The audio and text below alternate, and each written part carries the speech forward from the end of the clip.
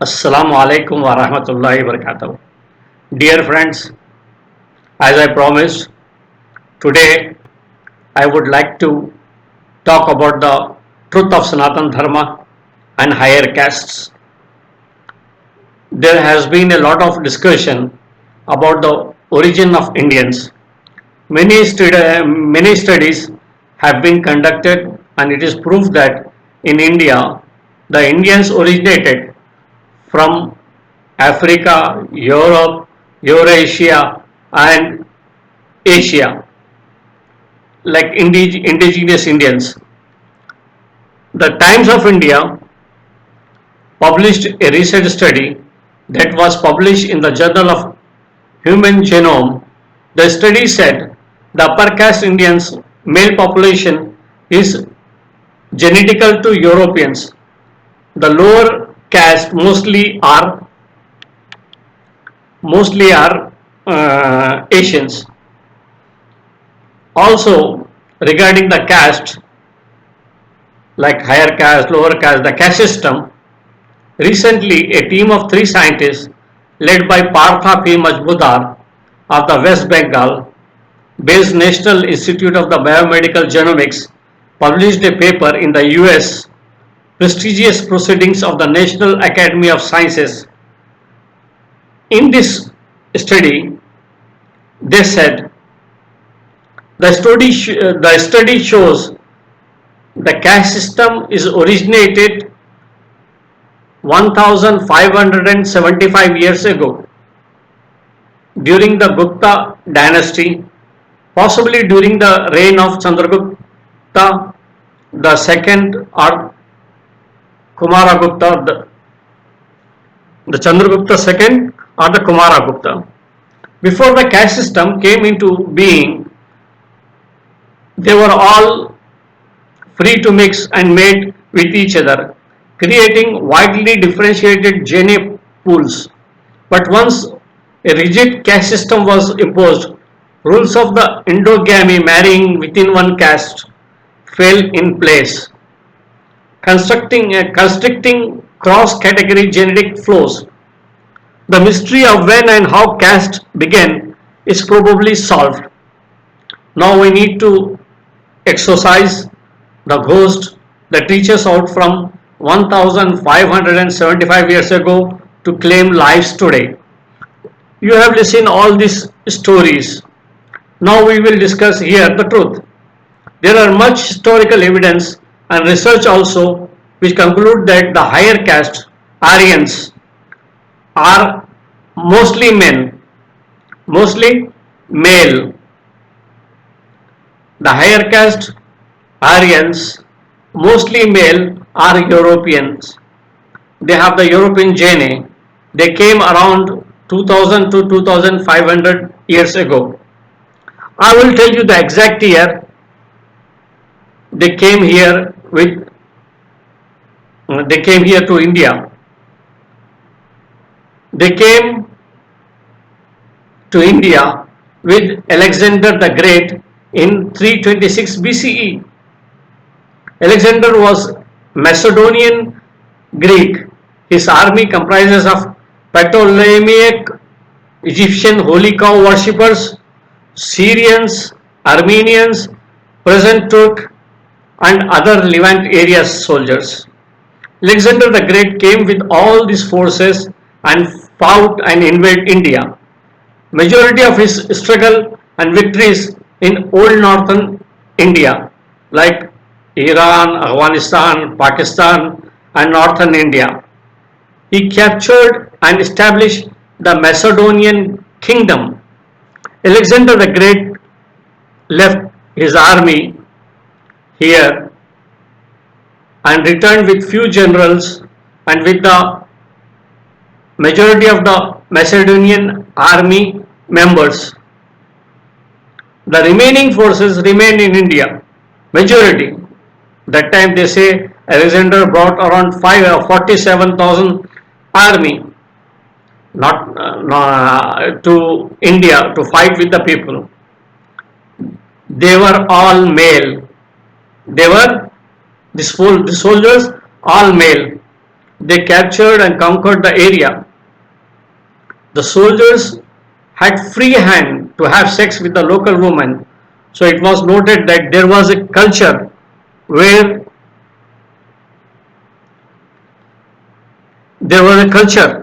free to mix and mate with each other. But some of the Greek generals came with families. There is some women came with the Greek generals. They kept their families away from these practices, and still there are Greek families in Afghanistan, Pakistan, and in India. In Afghanistan and Pakistan, they mingled and married out of the fold. You can find them. There are some still Greeks are there. They are still tall, light skin, and blue eyes. But in India, they claim that in the village of the Dha and Bhima, the tribe Borgapas or Borkapas say they are the purest remnants of light-skinned European invaders. You can, some of the European women, they are coming to these Borkapas tribes to get pregnant, to get their gene, because they are considered to be a purest European gene. They have it. So there are no mystery. The Alexander forces 99% males. They stayed here with the Macedonian Greek generals and forces before their arrival into this area. There were Buddhist kingdoms were there. The Buddhist kings were ruling all over these areas. The Bamiana Buddha in Afghanistan and many archaeological Buddhist sites in Pakistan and also in India is proof that Buddhists were present in these areas and they were flourishing kingdom. The remains of their buildings of Buddhist temple sites are self-explanatory. Even Alexander Closest general Seleucus, he came later and ruled northern India. Seleucus was the Macedonian Greek. So I have to explain to you. First I will explain to you that in written languages recorded in the world, the Macedonian Greek language is 1450 years around older than Sanskrit language. The Greek language, the present Greek language, is 700 years around older than Sanskrit, and the Latin is 650 years older than Sanskrit, which is recorded. So in Latin language, because majority of the records of this India, sources of our history is from Greek, from Latin literatures and Persian literatures. These are our sources of history, and we record. These are the people recorded. Later from this Persian, Arabic, Latin, and from the Greek, literature, the Indian history was written by British. They read about it and they wrote it. So there is this, after that, in the same area, like a Mughal time and the British time, in Sanskrit also they recorded the history of India. So I will tell you, because this Latin language is 650 years older than Sanskrit, and in Latin there is a one record which says about Seleucus. They said in Appian History of Rome, the Syrian Wars 55, it is mentioned Seleucus crossed the Indus and waged war with the Sandrocotas, king of the Indians, who dwelt on the banks of that stream until they came to an understanding with each other and contracted a marriage relationship. Some of these exploits were performed before the death of Antigonus, and some afterwards. So it is explained that Seleucus came and he fight war with the Sandrocotas. Sandrocotas is referred in our in India as a Chandragupta Maurya. Some of the historians joke, they make it Chandra, Sandra to Chandra, means they plagiarized or they concocted or fabricated the history. They say that actually the Sandrocots are the Greek king. So Chandragupta, today the Sandrocots is referred to be a Chandragupta Maurya. In this account, Chandragupta Maurya is mentioned as a Sandrocotus, not Chandragupta. There was a joke about all this because that time there was no Sanskrit and majority of that area they speaks Greek. Why? Because it's interesting also that majority of the Ashoka edicts mention in Greek language. Ashoka edicts, majority of them are mentioned in Greek language. So it is clear that in the time of the Ashoka, the Greek was a language and the people speak in this area. Ashoka also mentioned in the Greek kings. Ashoka also mentioned as a Greek king, not as a Hindu king or the Buddhist king. He is mentioned as a Greek king. But in our records, he is a Hindu king. Later, he became Buddhist. In Latin literature and Greek literature, Ashoka and Chandragupta Maurya all mentioned as a Greek kings. So, how can be? In the older records are more genuine than the Sanskrit which came later. Sanskrit came around 1 BC. After 300 years maybe. There was no Sanskrit at that time. Even Sanskrit origin is from Syria. Now note a few points. The upper caste all male DNA and European originated. They came around 2000 to 2005 years ago. The majority lived in northern India. They are European in origin. Even Sanskrit origin from Syria. The Greeks army stayed here and mate with local women. The majority of the higher caste match with Pakistanis, Afghanis and also with Iranians. The higher caste Indians, their DNA match with Greeks, Egyptian, Armenians, Turks, Syrians and also with present Israelis. They are all, you can say that their DNA is European. This is the studies. My conclusion, the higher caste carve out new beliefs combining Greek, Iranian, Ptolemaic beliefs and created new dharma, Sanatana Dharma at the time of the Maurya dynasty. So they created a new dharma which is called Sanatana Dharma in Sanskrit. This is actually a mixture. And these higher caste, which is today Sanatana Dharma, they came with Alexander the Great.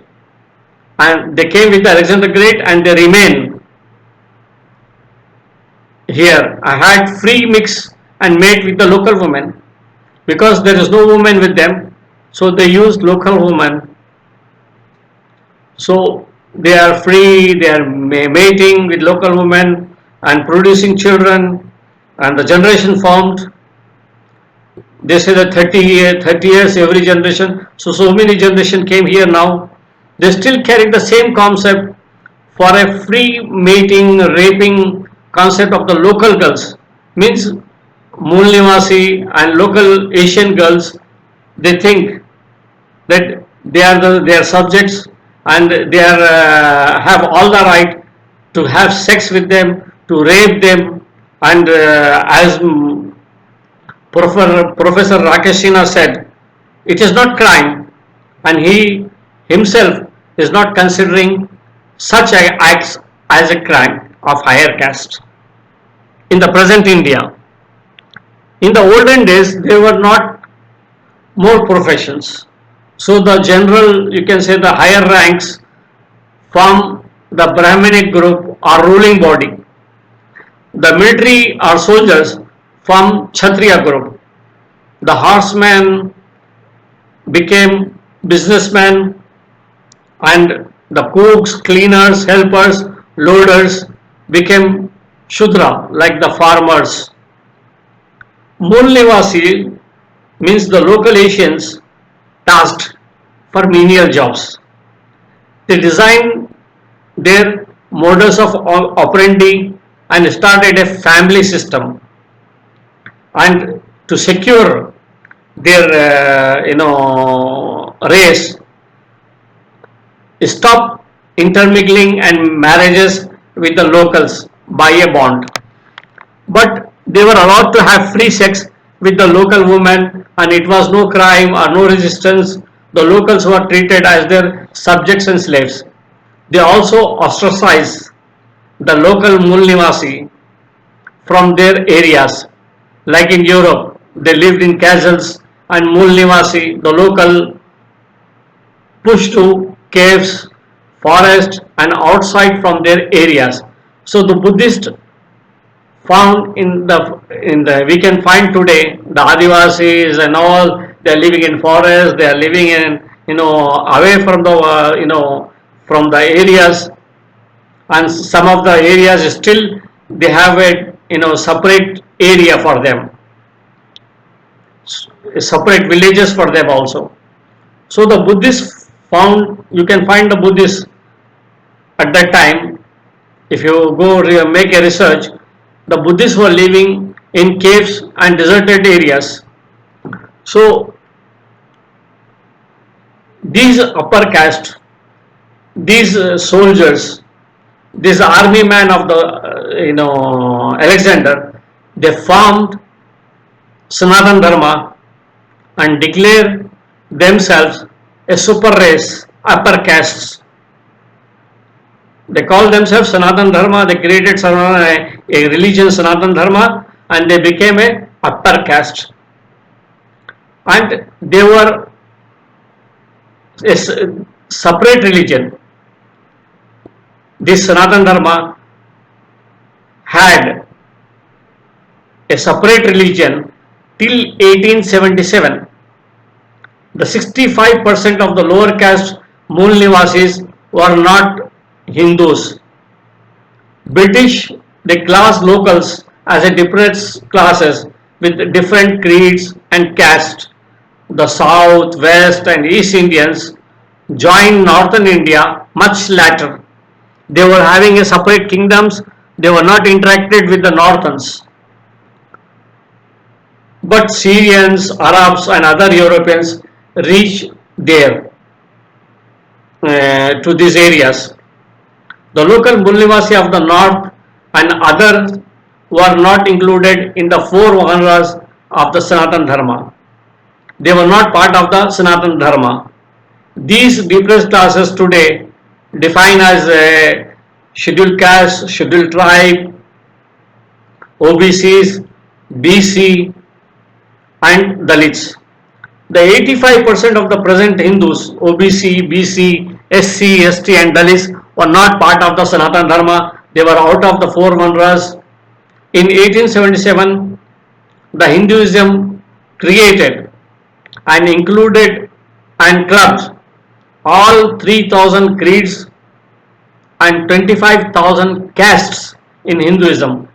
British studied and classified these faiths, creeds and castes in India. The conclusion is that the Sanatan Dharma is higher caste. The Sanatan Dharma is a higher caste. They are the leftover of Alexander the Great. They are from the army of Alexander Great. You can call them Aryans or you call anything, but they are the soldiers and they are all male. They came with Alexander the Great. The majority of them are male invaders. They are of European origin. The lower caste OBC, BC, SC, ST and Dalits of North, all South, some West and East Indians who joined India much later are the Moon Nivasi, and they are the real dwellers, and they are the Asians, and they are the this son of the soil, or you can son of the land. Sanatana Dharma changing faces, Makhotas, and enslaving Moon Nivasis. Since long time, this Sanatana Dharma changing faces, Makhotas you can say, and enslaving Moon Nivasi and ruling over India. Dr. Alangar wrote that these Sanatana Dharma were in minority. So they created Hinduism. By creating Hinduism and assimilating OBC, BC, SC, ST and Dalits, they became in majority. So he wrote it, the OBC, BC, SC, ST and Dalits are not the part of the Sanatana Dharma. The Sanatana Dharma higher caste design like Ram Navami, Ram Leelas, Ganesh and other festivals to assimilate this lower caste to use them as vote bank. By creating Hinduism, the Sanatana Dharma higher caste became the majority, and by this they hijacked power and resources of India and ruled over. So it is clear that Sanatana Dharma is a ruling class. At the time of the Muslim kings, Sanatana Dharma was ruling. At the time of the British, Sanatana Dharma was ruling class and they were with the British and ruling. And after leaving British, the Sanatana Dharma is still in the changed the face and they became democracy, and by creating Hinduism they hijacked the vote bank and now they are ruling over India since 70 years. So actual ruler in India is Sanatana Dharma people, higher caste, and they are the leftovers of Alexander the Great. They are from the army of Alexander Great. So please, if anybody has any objection or any other point of view, they can comment me and write to me. Thank you